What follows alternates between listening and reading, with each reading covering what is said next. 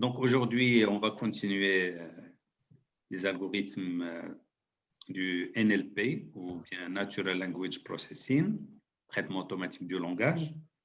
Et on va pas faire ce qu'on a fait la dernière fois, on va passer à autre chose. Et après, bien sûr, on pourra détailler chacun des aspects qu'on a vus dans les 2 premiers séminaires, webinaires.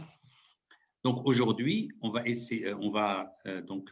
présenter le word embedding. Le word embedding, ici, on va le présenter dans le contexte du traitement du langage naturel, mais il est beaucoup plus général que ça. C'est-à-dire, on peut l'utiliser pour représenter n'importe quel type d'information, aussi, même dans la résolution des équations. Parce que embedding veut dire qu'on va plonger, en français, on dit plongement. On va plonger une problématique ou bien des informations dans un espace. Et donc, on peut les traiter à l'aide des réseaux de neurones. Donc, l'objectif, c'est générer de représentations vectorielles des mots. Nous, on manipule les mots. Ce qu'on souhaite faire ici, pour qu'on puisse les manipuler avec des logiciels, d'une manière numérique et en particulier à l'aide des réseaux de neurones, on veut avoir une représentation vectorielle des mots qui portent des significations sémantiques. Ça veut dire qu'on va représenter les mots, on va les plonger de manière à pouvoir exploiter la signification de ces mots. Donc, on va les plonger avec leur signification. Donc, l'objectif du word embedding, c'est générer des représentations vectorielles des mots qui portent des significations sémantiques et traduisent les similarités ou relations entre les sens des mots. Donc, les mots, lorsqu'on va les plonger dans un espace qu'on va voir, ils doivent être plongés, mais d'une manière un peu intelligente. Chaque mot ou vecteur peut avoir plusieurs centaines de dimensions.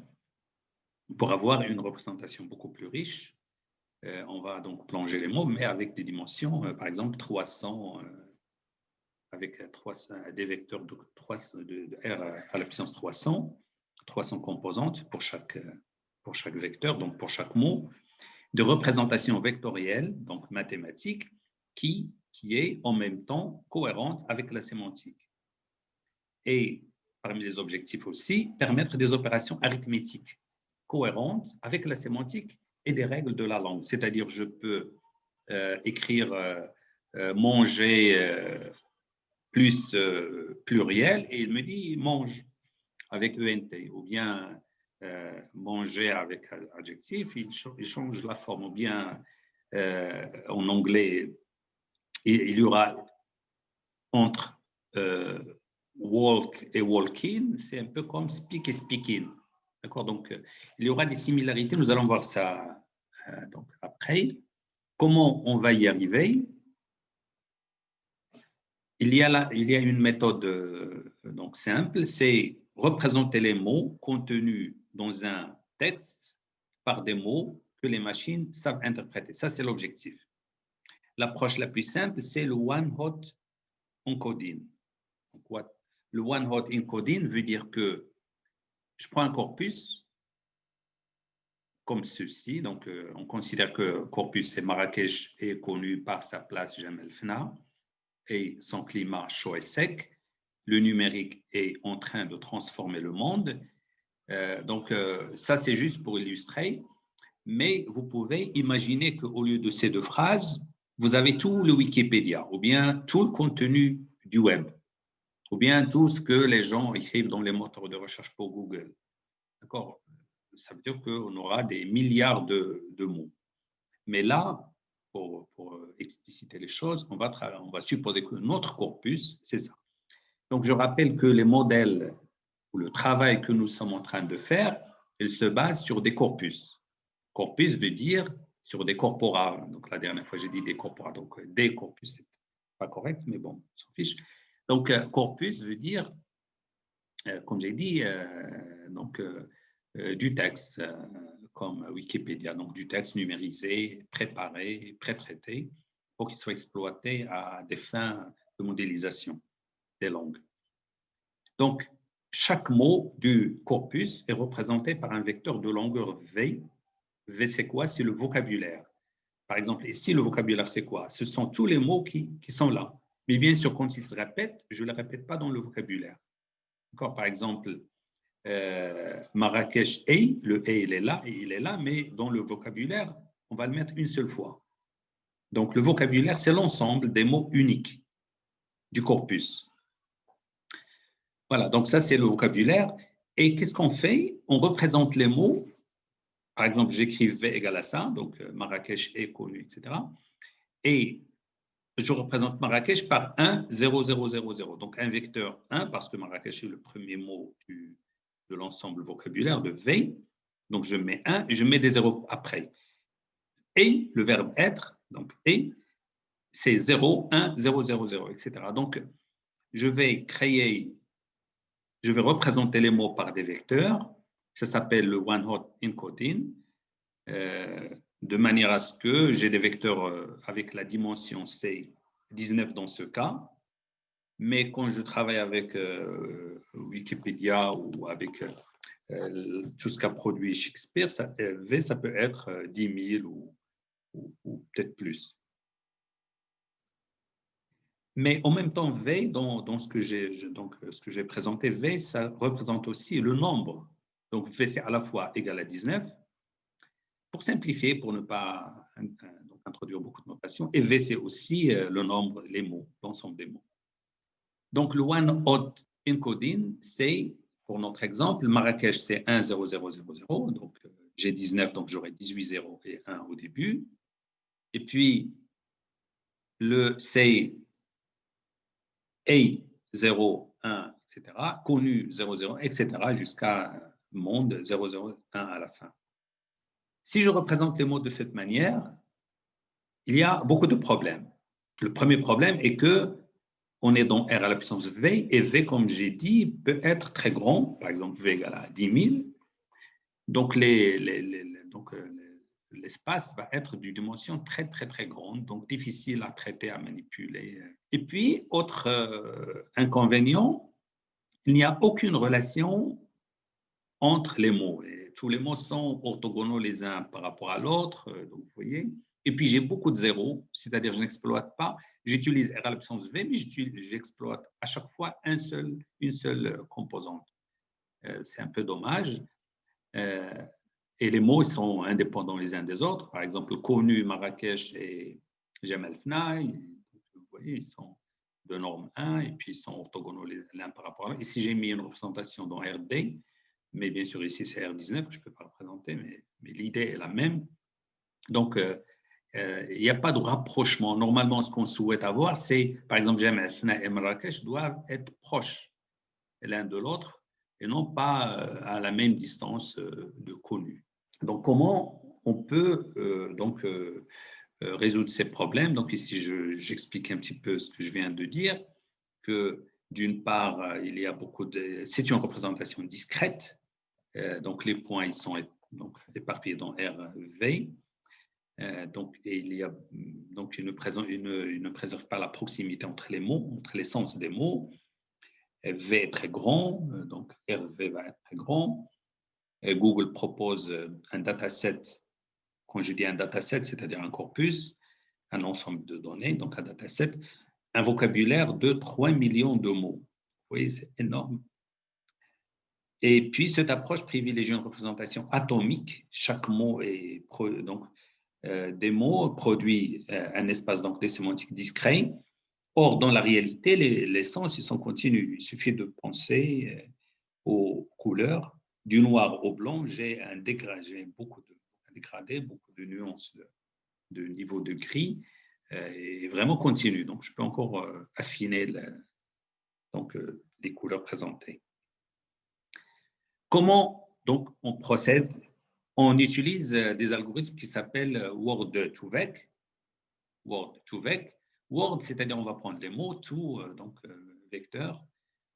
Ce sont des algorithmes, c'est une famille d'algorithmes proposée en 2013 par Mikolov et son équipe. Mikolov était donc chez Google, aujourd'hui il travaille chez Facebook. Donc, il est très connu par Word2Vec et par autre chose, par beaucoup d'algorithmes qui traitent le langage naturel. Cette famille d'algorithmes se base sur un réseau de neurones pour effectuer du word embedding à partir d'un corpus. Donc, on va voir comment. Donc, on prend un corpus, Wikipédia par exemple, et on va créer les vecteurs à partir du corpus par un apprentissage.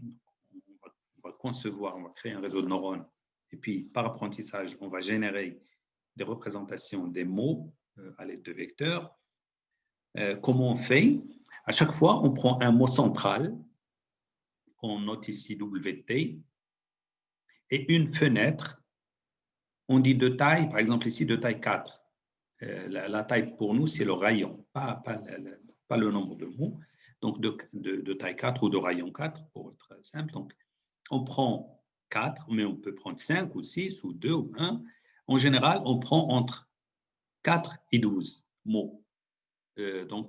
Pour chaque mot central du corpus. Donc, on prend un mot et puis on considère que ce mot est porté, ou bien le sens de ce mot est porté par 4 mots avant et 4 mots après. Et les 4 mots avant et les 4 mots après constituent ce qu'on appelle le contexte du mot. Donc, WT est un mot central et le contexte, ce sont ces mots. Et par exemple, WT-3, c'est-à-dire dans le corpus, dans une séquence de mots, j'ai WT et puis je trouve dans ce texte WT-3 et WT plus 3, WT plus 4 autour de ce mot. Nous allons voir ça sur des exemples. Donc, le mot WT-3 ou WT-2 est un mot qui appartient au contexte, ou bien c'est un mot contexte de WT. Et ce Word2Vec, il va nous permettre d'avoir une représentation des mots qui préserve les proximités naturelles entre les mots, les similitudes, les mots dont le sens est proche. Par exemple, considérons la phrase que l'on a un peu traitée, donc c'est-à-dire j'ai enlevé les « et », etc. Donc, j'ai laissé seulement Marrakech connu, place Jem El Fna, climat chaud sec. Quand je prends cette séquence de mots, si je prends climat comme mot central, le sens de climat est influencé ou déterminé par les 2 mots avant et les 2 mots après. Quand je dis les 2 mots avant et les 2 mots après, c'est un hyperparamètre. Je choisis m égale à 2, c'est-à-dire le rayon de la fenêtre égale à 2. C'est un hyperparamètre, c'est un choix. J'aurais pu choisir 5. Et je prends 5 pour tout le corpus. Mais là, je choisis 2 pour illustrer. Et en fonction de 2, bien sûr, l'algorithme va être performant, pas performant, rapide à entraîner, pas rapide à entraîner, etc. Donc, bien sûr, en fonction surtout des données, mais aussi de la taille de la fenêtre. C'est pour ça que j'avais dit qu'en général, on prend m égale à 5 jusqu'à 10. En général, jusqu'à 10, mais parfois, on peut arriver jusqu'à 12. Donc, on a le mot climat, et le contexte du mot climat, c'est place Jem El Fna. Je considère Jem El Fna comme un seul mot. Un français ne va pas. Donc, Jem El Fna, chaud et sec. Donc, les 2 mots avant et les 2 mots après. Et le Word2Vec va créer des vecteurs ou des points dans un espace vectoriel. Et ces points vont donc refléter la proximité, comme j'ai dit, entre les mots. Par exemple, Jem El Fna est très lié à Marrakech. Donc, on doit avoir Jem El Fna, Marrakech et même place, pas trop loin les uns des autres. Et puis, chaud, climat, sec aussi, comme un petit groupe, un petit cluster de mots et puis numérique. J'ai dit cluster parce que le word embedding est utilisé aussi pour faire du clustering. Donc, le regroupement de mots. Voilà, donc le Word2Vec est souvent utilisé pour pré-traiter, c'est-à-dire que je vais prendre un corpus, à partir de ce corpus, je crée des vecteurs qui représentent les mots, et puis j'utilise les vecteurs que j'ai obtenus pour faire un algorithme de traduction automatique ou bien d'analyse des sentiments ou de classification, reconnaissance d'entité, etc. Et cela se base sur une hypothèse qui n'est pas seulement mathématique, hypothèse distributionnelle, qui dit que le sens d'un mot est distribué dans le contexte où se trouve ce mot. C'est-à-dire que le mot n'a pas un… Donc ça s'appelle l'hypothèse distributionnelle. Selon cette hypothèse, les mots qui apparaissent dans un contexte similaire tendent à avoir des sens similaires, parce que le sens ne dépend pas seulement du mot, mais dépend aussi du contexte où apparaît ce mot. Par exemple, quand je prends ces deux phrases, l'étudiant essaie de comprendre des notions mathématiques ou bien l'étudiant essaie d'assimiler des notions mathématiques.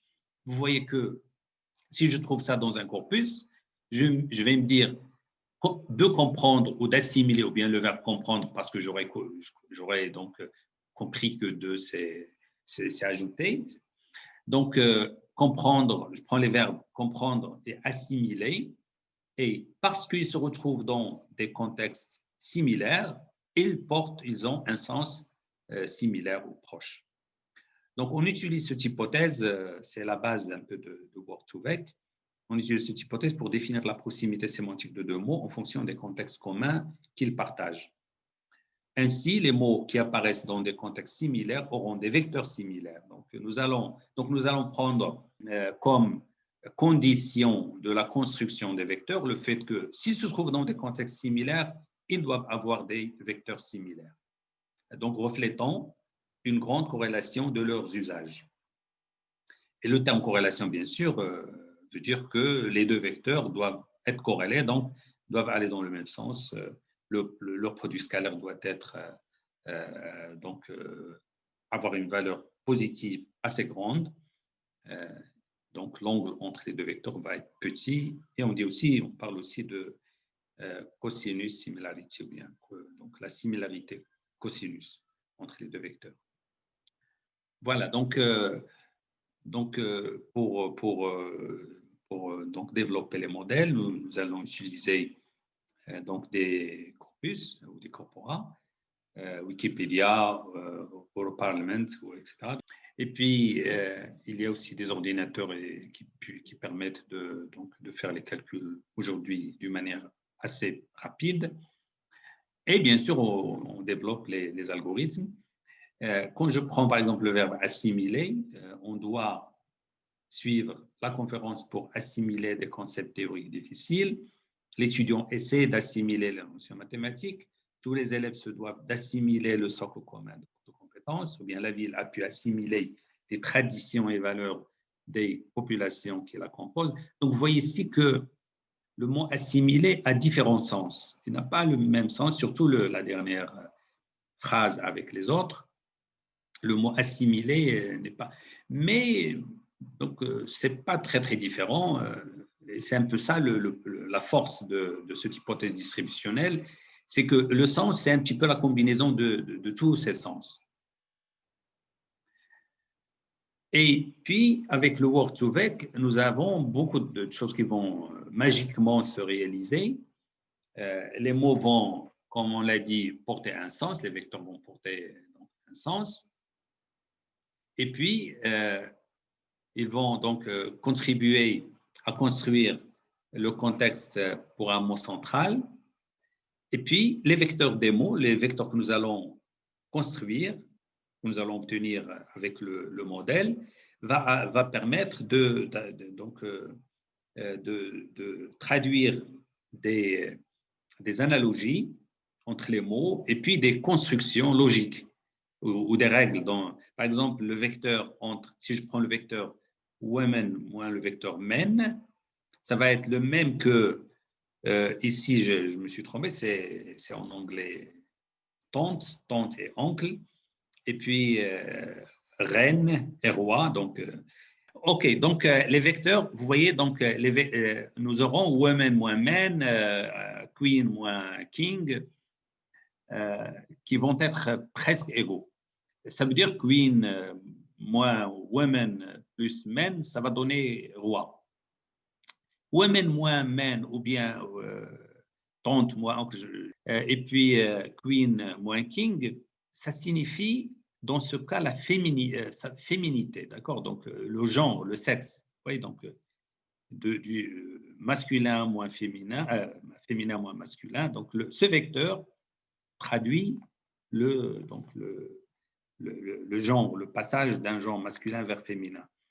Et là, on aura aussi queen ou queens moins kings, la même chose que king, queen moins king. Donc, le pluriel aussi est préservé. Et puis, dans l'autre sens, d'accord, kings moins king, queens moins. Là, c'est le pluriel et là, c'est aussi c'est femme et féminin, masculin. Mais on trouve aussi des similarités. Quand on va représenter les mots par des vecteurs, nous allons trouver que le vecteur qui correspond à walking moins walk, c'est la même chose que driving moins drive, speaking moins speak. Donc là, c'est un petit peu une construction des règles de la langue, la conjugaison. On aurait pu trouver, donc les gens ont trouvé beaucoup d'exemples, comme j'ai dit, presque magiques. Et c'est venu tout seul, parce qu'on ne s'y attendait même pas. Voilà, donc maintenant, on va un peu discuter du concept. Comment on va faire pour, à partir d'un corpus, Wikipédia par exemple, je peux construire des vecteurs qui représentent les mots. L'idée est que je choisis un D, par exemple entre 100 et 300, et je vais essayer de représenter les mots par des vecteurs de R à la puissance D.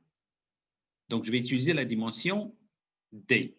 Donc, je vais plonger les mots dans un espace de dimension D.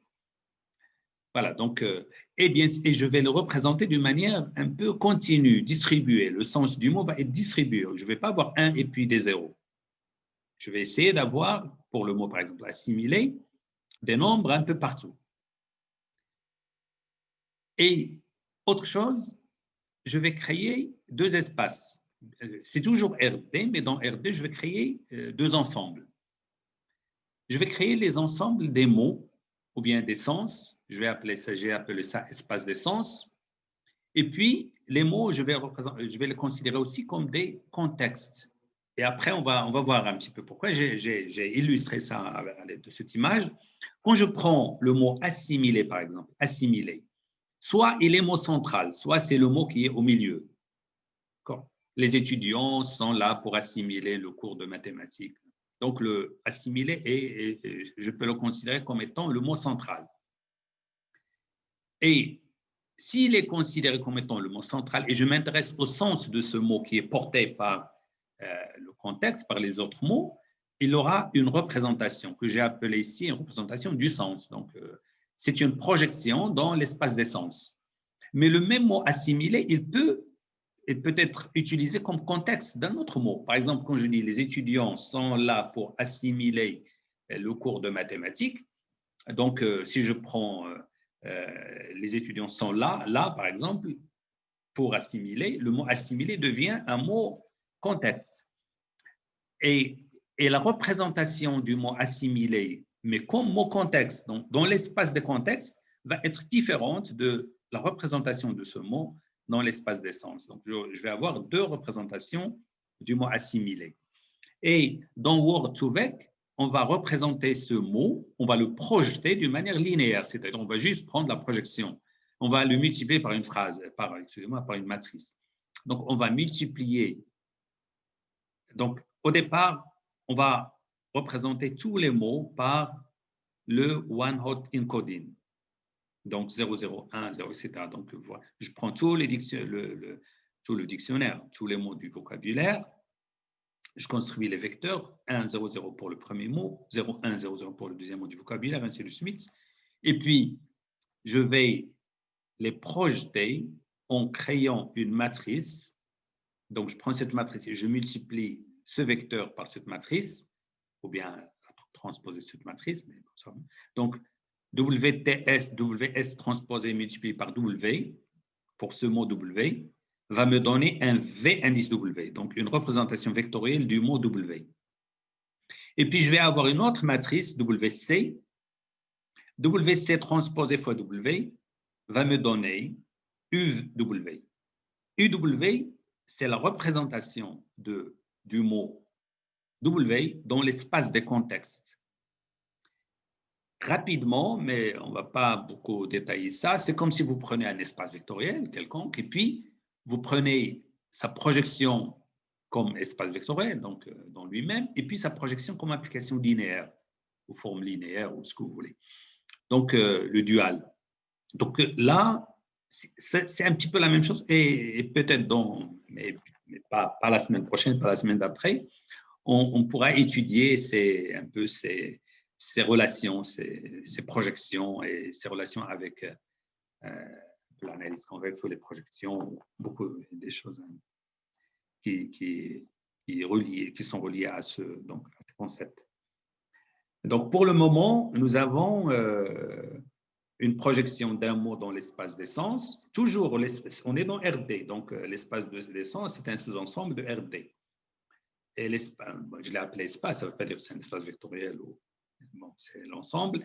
L'espace des contextes, on projette le mot.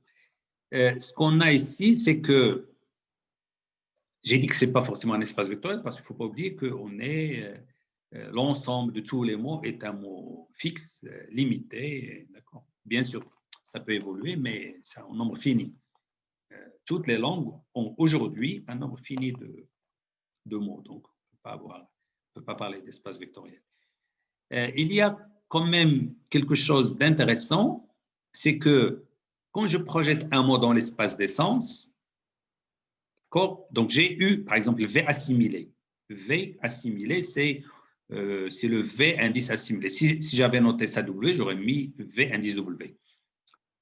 Donc, le mot assimilé me donne un vecteur ici. Mais le mot assimilé me donne un autre vecteur ici, U assimilé. Si je prends le produit scalaire de ces deux vecteurs, ça va être voisin de 0. Pourquoi? Parce qu'un mot, par exemple, assimilé, se trouve très rarement dans le contexte du mot assimilé comme mot central. Il est très rare de trouver le mot assimilé comme mot central et à côté assimilé. Or, nous allons voir après que la construction de ces deux espaces se base sur le produit scalaire. C'est-à-dire, nous allons rapprocher les points, d'accord? Nous allons rapprocher le point qui se trouve, je l'avais dit, dans des contextes similaires. Nous allons donc définir les mots, un mot dans le contexte d'un autre, si le produit scalaire de ce mot, par exemple, étudiant assimilé, supposons que étudiant est dans le contexte du mot assimilé. Donc, la construction de ces deux sous-espaces, ces deux espaces, va s'appuyer sur le fait que U étudiant et V assimilé doivent être similaires. Quand je dis similaire, c'est-à-dire le produit scalaire doit être suffisamment grand, se rapprocher de 1. Mais il ne va pas se rapprocher être égal à 1 parce que V assimilé n'a pas un seul mot, donc un seul mot contexte. Donc, il y aura plusieurs. Donc, je passe et tout ça va devenir clair avec le temps. Word2Vec, j'avais dit que c'est une famille d'algorithmes. Il y a essentiellement 2 variantes. Et puis, les 2 variantes, à l'intérieur, il y a plusieurs manières de les optimiser, de les utiliser. Il y a skipgram. Vous vous rappelez, la dernière fois, on avait parlé de n-gram. Ici, on parle de skipgram. Ce modèle apprend à prédire le contexte d'un mot en fonction de la donnée du mot central. Skipgram, c'est ça. Et on se donne un mot, W, un mot central, et on essaie de prédire les mots qui forment son contexte. Bien sûr, j'avais dit que le M, c'est un hyperparamètre. Là, ici, j'ai pris M égale à 2, c'est-à-dire le rayon de la fenêtre que je considère à chaque fois est égal à 2. Je prends le mot central et je prends 2 mots avant et 2 mots après. Le Continuous Bag of Words, donc CBAW, ce modèle apprend à prédire le mot central à partir de la donnée du contexte. Donc, je me donne un contexte et j'essaie de prédire le mot central. Quel est le mot qui serait central? C'est comme si je prends une phrase, par exemple cette phrase, regardez, je prends par exemple modèle apprend à prédire, et puis j'enlève apprend, et je dis à l'ordinateur ou à l'algorithme, prévois-moi le mot qui était ici. Je donne à l'algorithme modèle à prédire. Donc, ce modèle, j'enlève à prédire, et lui, il doit trouver le apprend. Donc, en analysant un corpus. Voilà, donc, et tout ça, ça va devenir très clair avec le temps. Donc, nous allons présenter SkipGram. Il s'agit d'un apprentissage non supervisé appliqué à un réseau de neurones pour réaliser un word embedding. L'apprentissage se fait sur un grand corpus de données textuelles comme Wikipédia.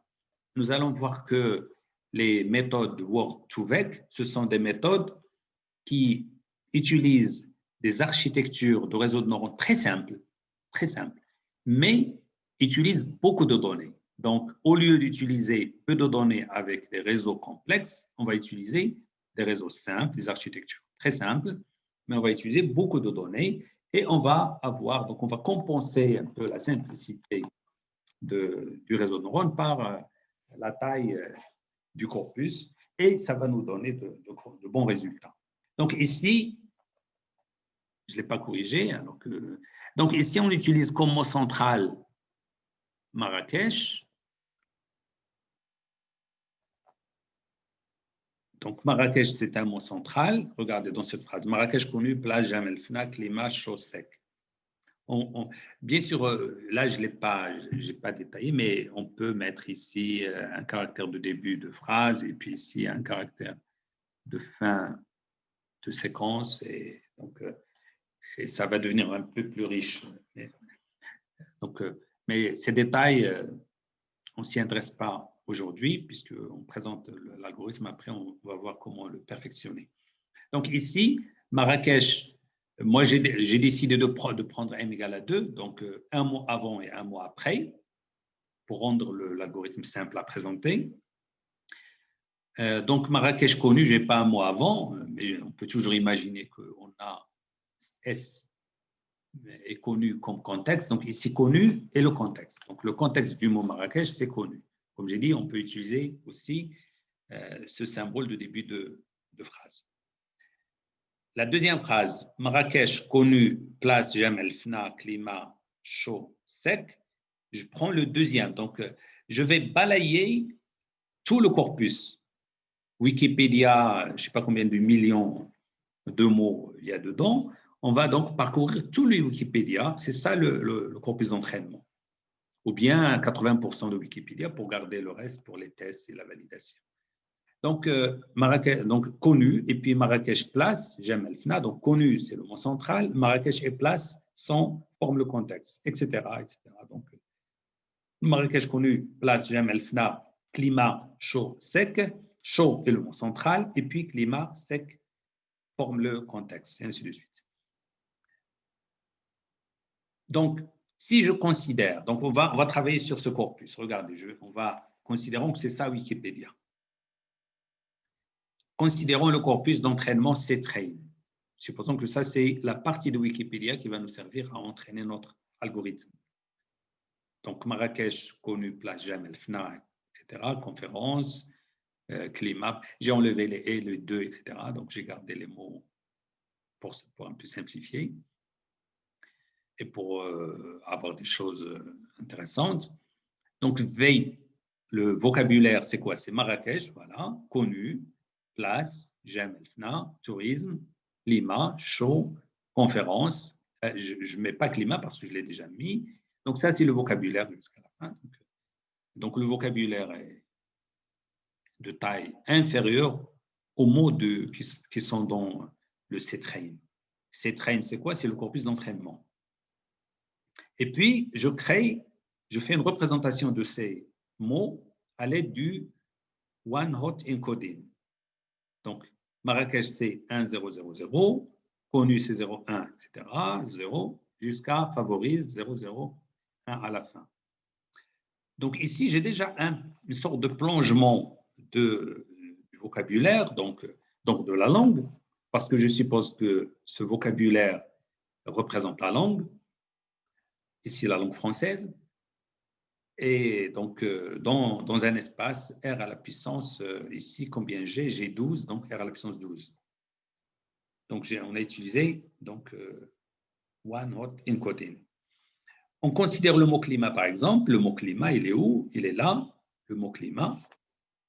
Donc, quand je considère le mot climat, et puis, on va utiliser m égale à 1.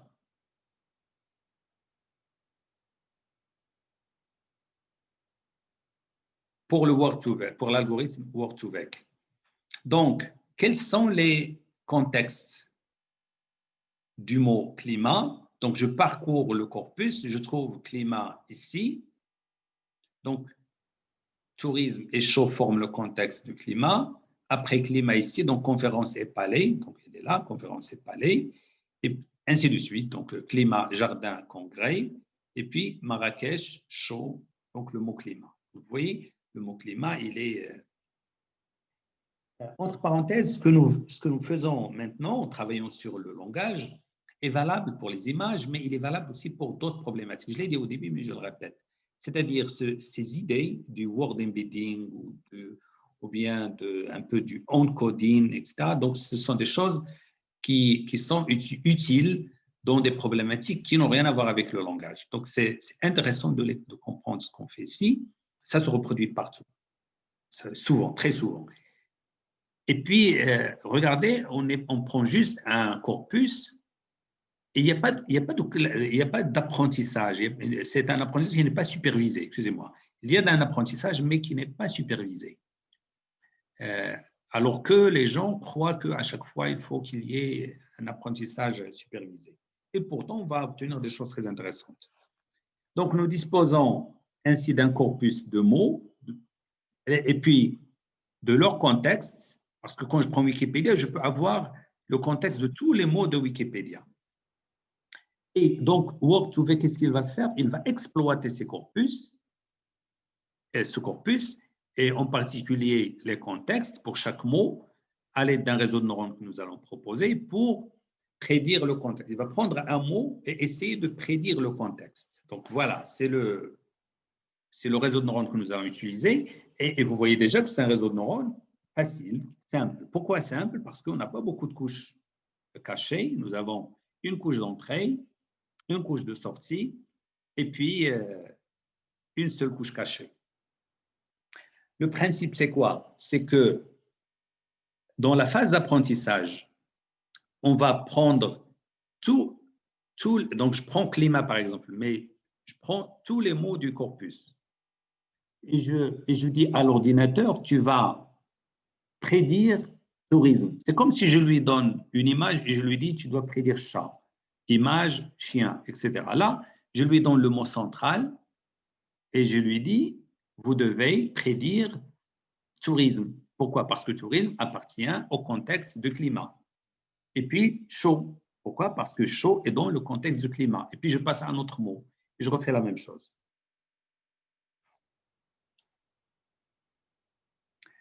Et puis, comme c'est un réseau de neurones, je mets ici les poids.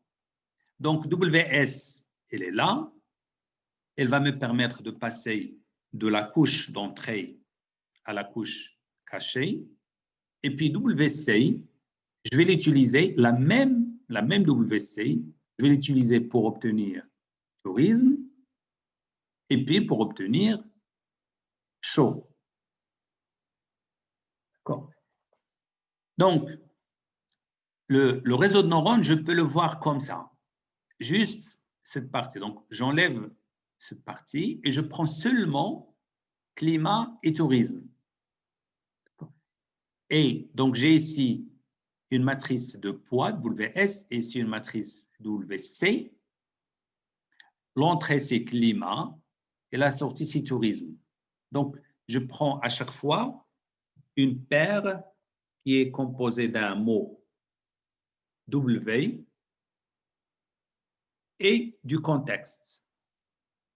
J'entraîne donc quand je dis entraîner, ça veut dire j'ajuste ou bien j'identifie les valeurs des paramètres.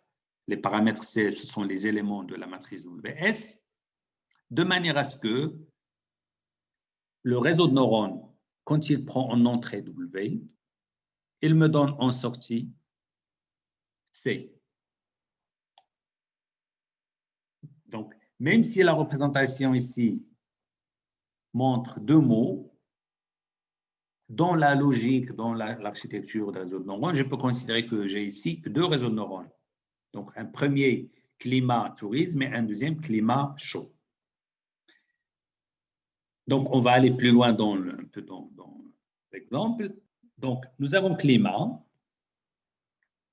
Il est, si vous vous rappelez, il a été représenté par en one hot encoding par ce vecteur, parce que c'est la place, c'est l'ordre, c'est l'indice qui correspond à climat dans le vocabulaire. Donc, je mets le 1 et puis je mets des zéros après, ailleurs. Donc, l'algorithme skipgram, dans la phase feed forward, donc propagation avant, l'algorithme skipgram, qu'est-ce qu'il fait? Il prend un mot, ici climat, il prend sa représentation à l'aide de one-hot encoding et il prend une matrice de poids, ce qui correspond à cette partie. Donc, j'ai ici une couche d'entrée et si j'ai des poids, WS, et si j'ai une couche cachée.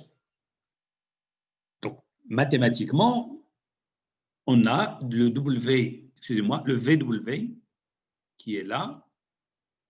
Donc, la représentation du mot climat qui est là va être tout simplement WS transposé fois W. Donc, V indice W qui est là, c'est tout simplement WS transposé, cette matrice, donc WS, c'est cette matrice, mais on va prendre WS transposé multiplié par W. W, il est de quel ordre? Ici, on a pris D égale à 5. Et puis, nous avons ici V égale à 12. C'est-à-dire que nous allons prendre un vecteur qui appartient à R12, qui est une représentation naïve du mot climat et des autres mots, donc du vocabulaire, et on va la plonger dans R à la puissance 5. Dans la réalité, Google, qu'est-ce qu'ils font? Ils prennent R à la puissance quelques millions, donc 3 millions par exemple. Pour Google, c'est de R à la puissance 3 millions vers R à la puissance 300. Donc, la matrice qui est là, ici, elle est d'ordre V multiplié par D. Dans notre cas, c'est 12 fois 5. Quand je prends cette matrice, transposer cette matrice et je multiplie par W, par exemple par 0,01, ça correspond tout simplement à prendre cette ligne et de la mettre ici. Donc vous voyez, ce n'est même pas un produit compliqué.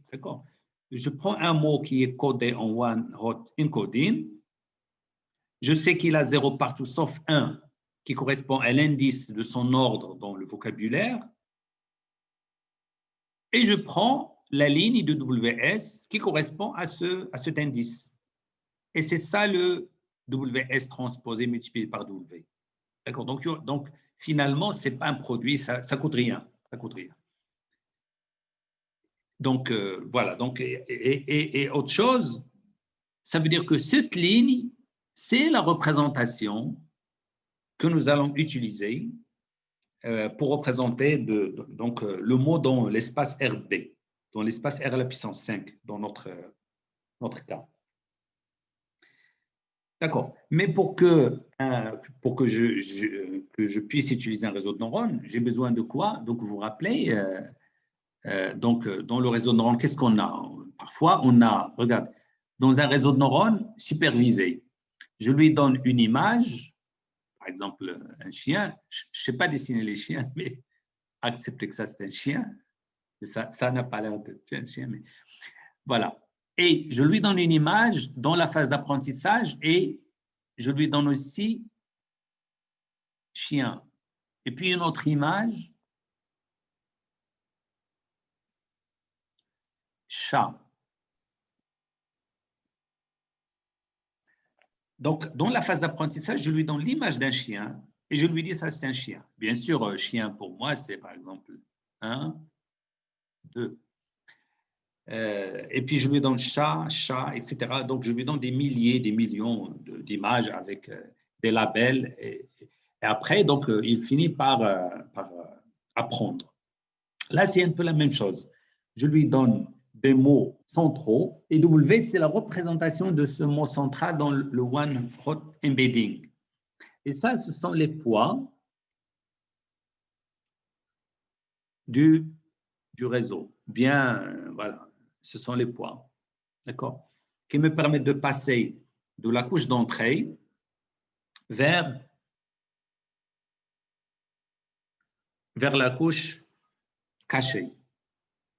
Et le double, comme j'avais dit, donc le VW, c'est tout simplement le produit de cette matrice par les données d'entrée, et ça va donc correspondre seulement à la sélection de la IM ligne, la ligne qui correspond au mot climat. Après, j'ai une autre matrice qui va me permettre de sortir, de passer vers la couche de sortie. Ça, c'est la couche de sortie. Dans la couche de sortie, qu'est-ce que j'ai? Qu'est-ce que je fais?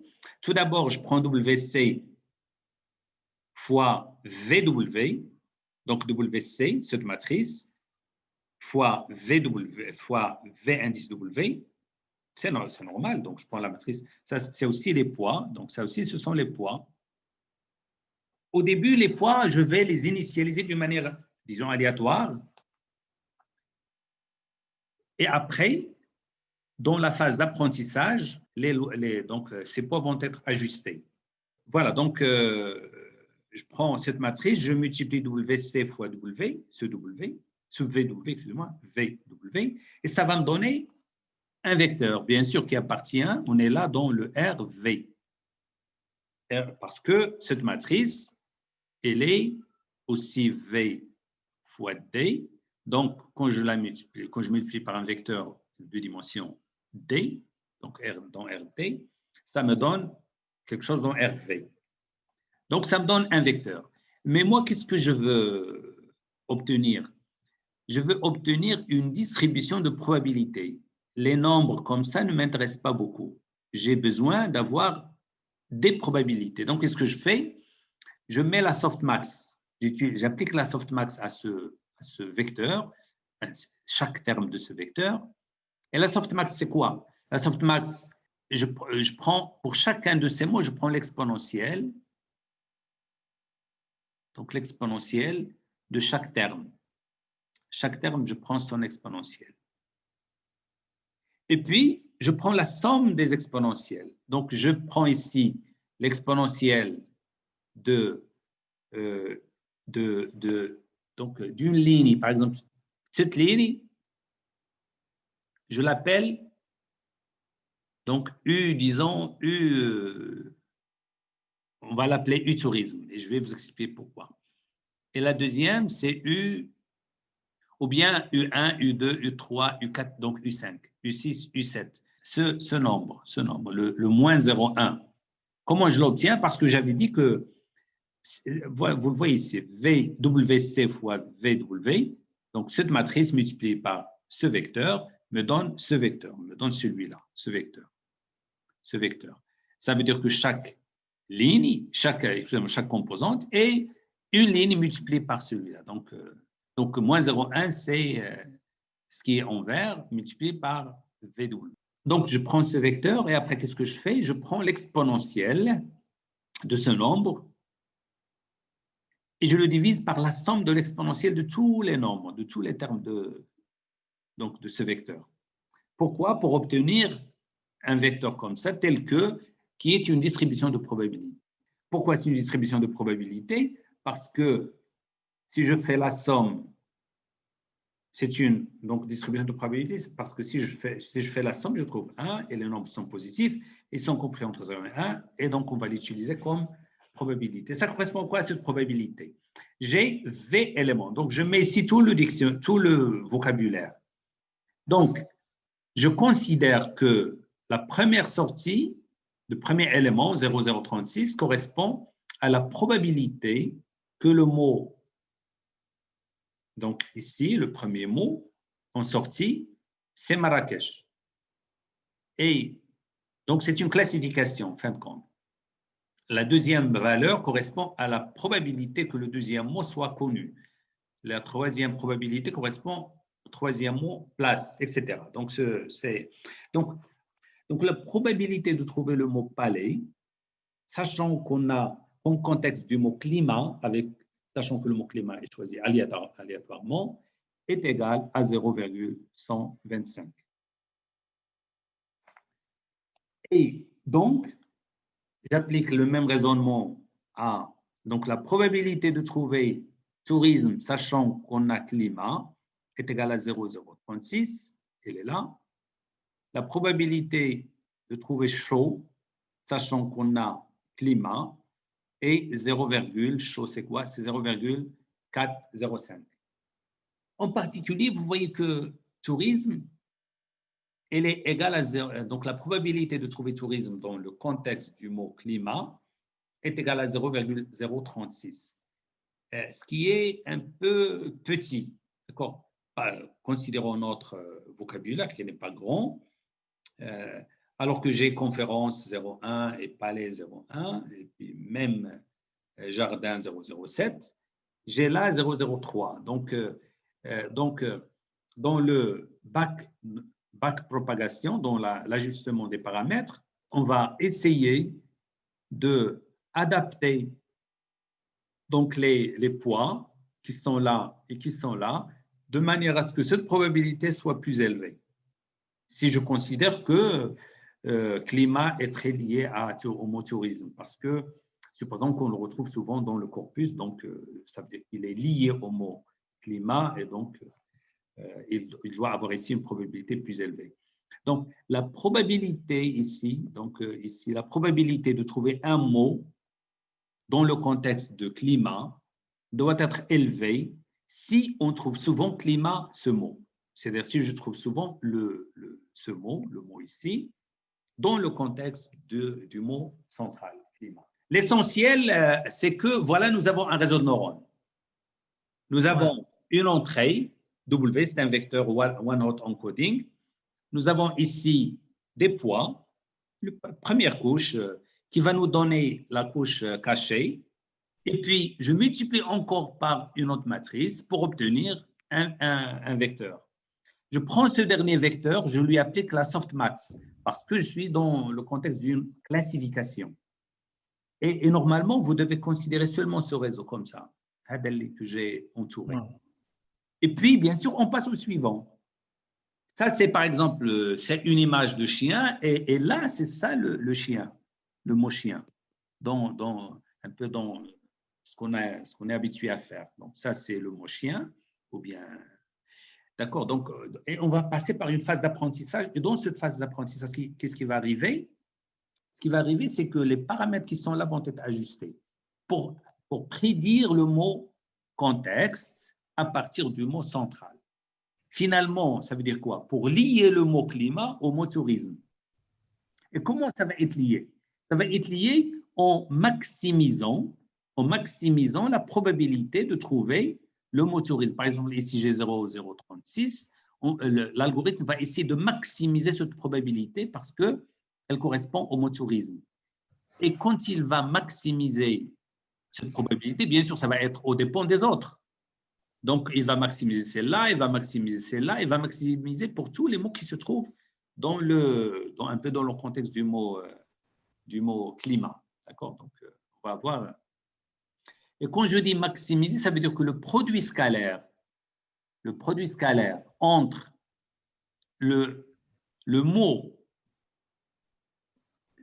par exemple, ce mot qui est écrit en vert et qui correspond à tourisme. Vous vous rappelez de WC? Qu'est-ce que j'avais dit de WC? WC, c'est la matrice qui projette un mot, par exemple celui-là, tourisme, dans l'espace des contextes. Et WS, elle projette un mot comme climat dans l'espace des sens ou bien des mots. Et là, c'est des contextes.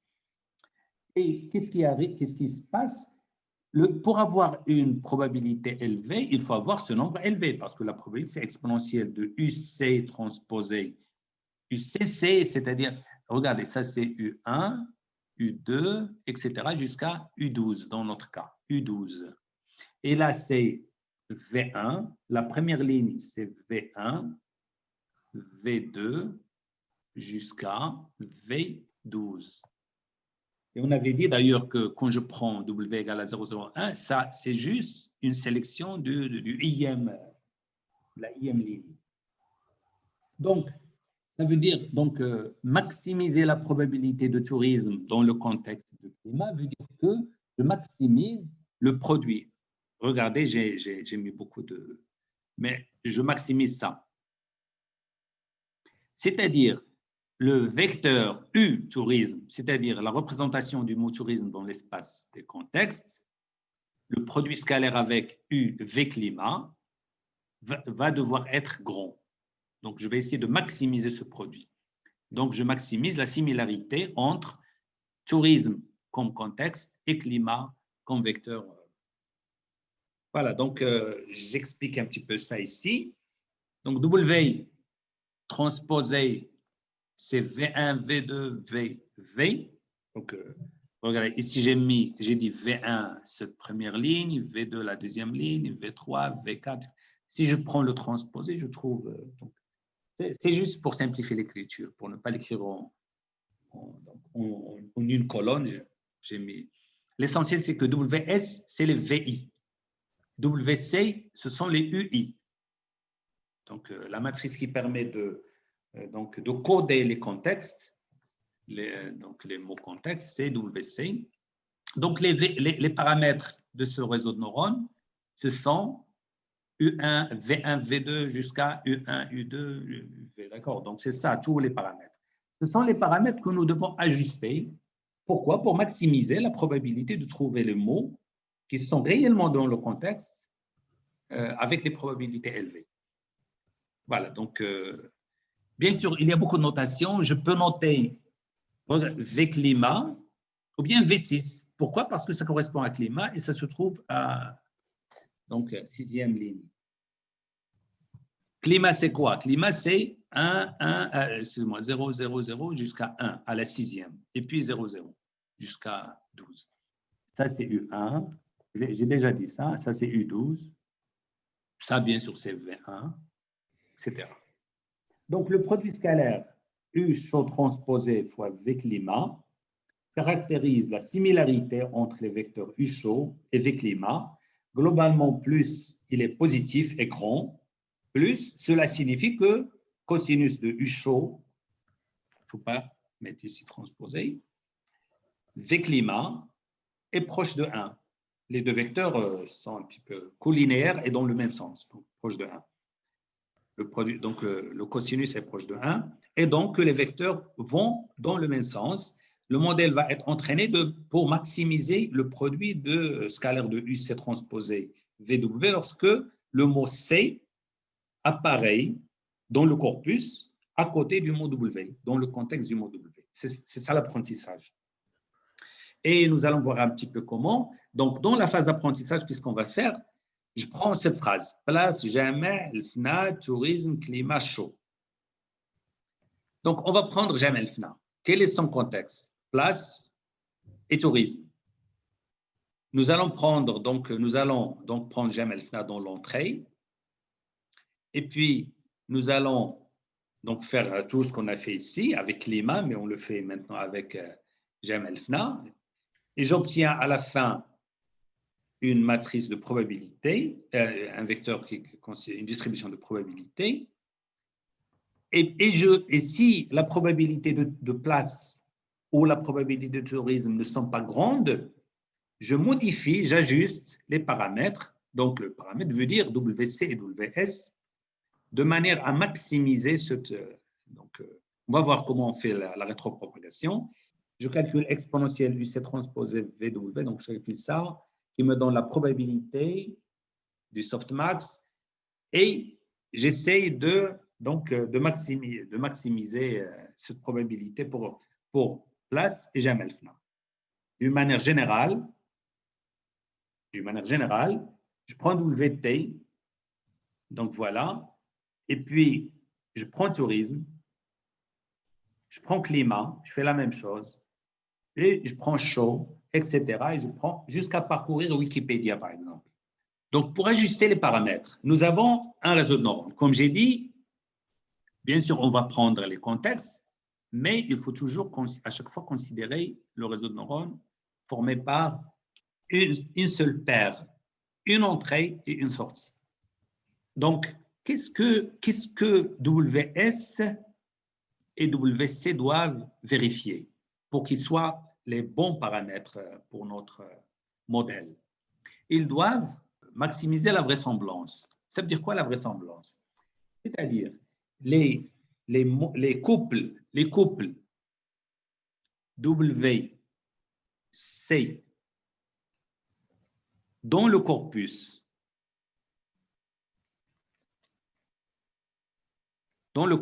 donc je prends Wikipédia, et je prends tous les couples WC, tels que C appartiennent à C au contexte de W. Donc, je prends tous les couples WC, c'est-à-dire je prends tous les mots comme climat et le mot chaud, climat et tourisme, climat et conférence peut-être.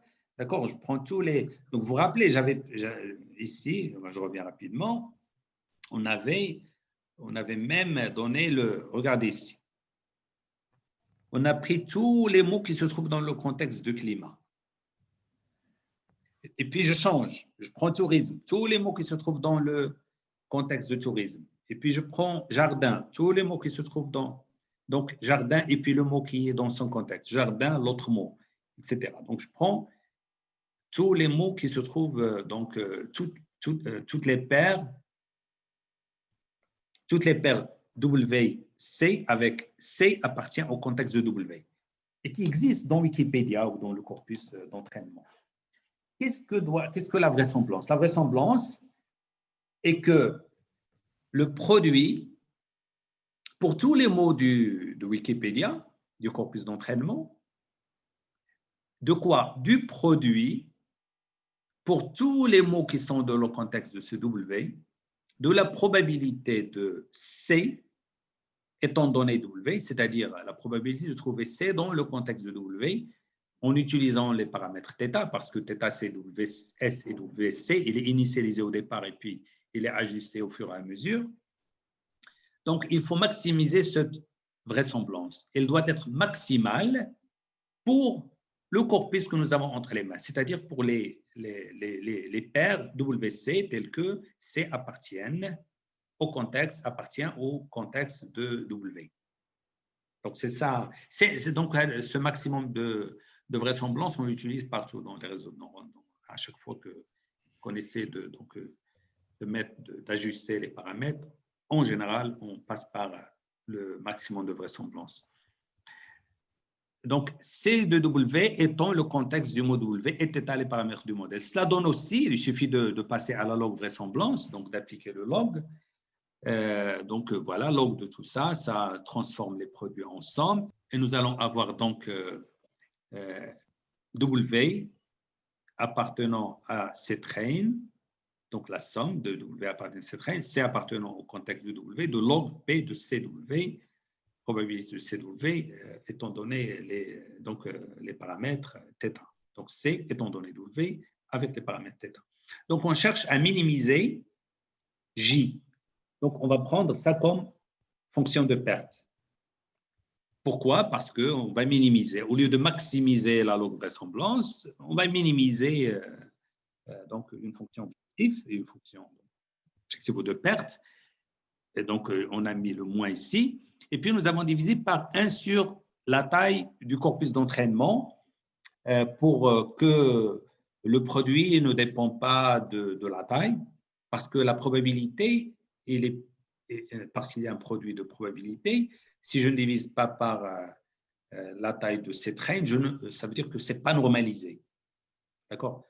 Donc, je peux avoir un bon algorithme, mais parce que je l'ai entraîné sur donc un grand corpus, un corpus de taille grande, le produit de probabilité va être petit, d'accord? Alors qu'il est bon. Et un autre modèle que j'entraîne sur un corpus de taille petite, même s'il est mauvais, parce que j'ai des produits compris entre 0 et 1 de nombre réduit de termes, ça peut être grand, et donc si je compare les deux modèles, je risque de me tromper. Donc, je dois toujours normaliser en divisant par la taille du corpus d'entraînement. Donc, ça me donne ça. D'accord. Maintenant, on va devoir, bien sûr, aller plus loin, mais avant, parfois, on utilise l'entraînement sur un seul ou mini-batch. Ici, de préférence mini-batch ou batch. Mini-batch. Donc, on entraîne le modèle sur un seul exemple. C'est-à-dire, je prends climat et tourisme et j'entraîne. Je n'entraîne pas sur tout le corpus. Pas toutes les paires WC, avec C parcourant le contexte de W et W parcourant tout le corpus d'entraînement. Ici, j'utilise un seul exemple parce que dans ma tête, je pense à l'optimisation stochastique. Mais bien sûr, le mot est choisi aléatoirement. Dans ce cas, la fonction de perte va tout simplement être moins la somme, la log, bien sûr, j'ai utilisé la log, donc la fonction de perte, c'est moins sigma pour C appartenant au contexte de W, de log de P, probabilité, de C étant donné W avec les paramètres θ. C'est quoi P? P, nous savons que c'est ça. Donc, vous vous rappelez, c'est la fonction softmax. Donc, c'est exponentielle UC transposé fois VW divisé par un terme qui normalise donc la somme des exponentielles pour normaliser cette expression, pour avoir une distribution de probabilité. Donc, J de θ, donc pour l'exemple W, pour le mot W, va être, si je prends la log, de exponentielle divisée par la somme, c'est le numérateur, et puis moins, ça va me donner plus log du dénominateur. Ce terme ne dépend pas des mots contexte, puisque je prends la somme de tous les mots du contexte, donc ça ne dépend pas du mot contexte. Et ce terme, j'ai log de l'exponentielle, donc log exponentielle va disparaître. Et donc, finalement, qu'est-ce que je vais avoir? La fonction de perte pour un peu l'optimisation stochastique, ou bien en considérant un exemple, ça va être moins sigma C appartenant à CW, donc contexte du mot W, de UC transposé fois W, donc ça, plus 2M, sigma, donc cette partie va disparaître, je fais la somme sur tous les éléments du contexte. Et ici, je prends la somme sur tout le vocabulaire, mais je n'ai pas ici UC, parce que je prends les U, la somme de tous les U, de tout le vocabulaire, donc I de 1 jusqu'à V. Donc, ça ne dépend pas du contexte du mot. Donc, ça veut dire que cette somme, il faut multiplier par le nombre de C dans le contexte. Ici, dans notre exemple, on a pris M égale. Vous vous rappelez, on a pris M égale 1, mais dans la réalité, les gens prennent M égale soit 4, bien 10, d'accord, et parfois même plus, même 12 ou 20. OK, donc cette somme va disparaître, donc je vais avoir 2M parce que le nombre de mots dans le contexte de W, c'est 2M. M à droite et M à gauche. Donc, j'ai ça. cette expression pour la fonction de perte quand je l'applique à un seul exemple. Maintenant, il faudrait entraîner le modèle. Pour entraîner le modèle, nous allons tout d'abord exprimer la fonction de perte. Donc, vous vous rappelez, on avait dit que c'est, quand je prends la log, c'est -1 sur la taille du corpus, mais ça, c'est une constante. Dans les développements, on peut l'ignorer. Mais il est intéressant parce qu'il normalise, mais dans les calculs, je peux l'ignorer. Donc, je fais la somme sur tous les W du corpus d'entraînement et puis à chaque fois, je prends les termes qui sont dans le contexte de ce mot W et je prends la log de la probabilité de ces sachant W, ce qui va me donner ici, c'est ça la probabilité, donc c'est l'exponentielle de UC transposé VW sur la somme pour tous les mots du vocabulaire de cette expression. Et puis, comme avant, comme pour le seul exemple, ça, le log de F sur G, c'est log de F moins log de G. Donc, voilà, ça me donne ça. Donc, c'est juste un petit développement. Et puis, je développe encore ici, exponentielle, log vont disparaître. Donc, j'ai seulement le produit scalaire. Et puis ici, comme ici, on a le produit sur tous les mots de II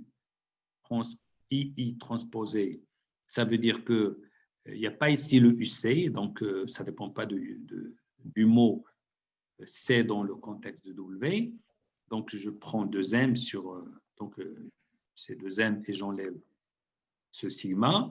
Voilà, donc, et finalement, qu'est-ce que je dois faire? Je dois trouver le θ chapeau qui minimise cette quantité, donc qui minimise cette partie, cette fonction. Pour trouver ce nombre, ce vecteur, les paramètres, je dérive. Donc, pour dériver, quels sont les paramètres que nous avons? Nous avons les V, VW, et nous avons les UC. W, c'est quoi? W appartient au vocabulaire, tous les mots du vocabulaire. Et C, lui aussi, appartient au vocabulaire.